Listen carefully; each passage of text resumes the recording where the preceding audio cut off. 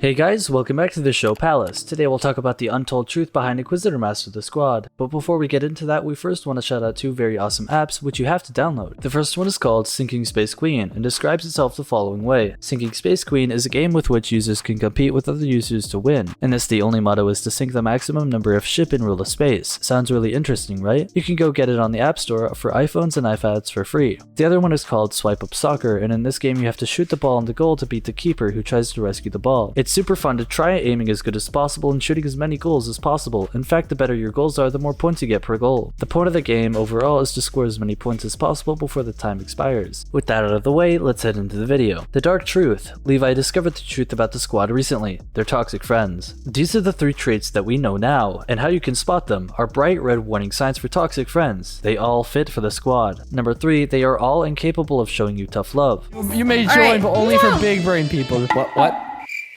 Oh yes, kissing your best friend is okay. Big brain moments. Mwah. The difference is like the difference between not brushing your teeth as self-care and forcing yourself to work out as self-care between toxic friends and good friends. In the moment that you later regret, one gives you a small luxury while the other actually helps you even if you resent it at the time. I was a nationally ranked competitive swimmer in high school. I drank when I went to college and walked away from the swimming team. They encouraged me to be lazy, to sleep in, and to stay out late even though my so-called friends knew swimming, it was important to me. They pushed me to push myself when I finally had good friends. They were the ones who, when I was scared, walked me to the pool to sign up, and they were the ones who told me it was okay to miss a party because the next morning I had practice. Good friends encourage you even when it's not the obvious option to be your best self, and your continued well-being. Toxic friends aren't invested. Psychological research shows that good friends can choose to induce in the short term a negative emotion in that person to help them achieve goals. We call it hard love. You can try to test to determine if your friends want to see you succeed or if they do not care. Tell them that you have a significant goal for yourself, exercising, an examination, or even just completing a task of life admin. Then see how they respond when they know this is important to you. How do they encourage you to succeed? That can be a sign that they are a drain on your life if they don't. Number 2, you're terrified one mistake could make them leave.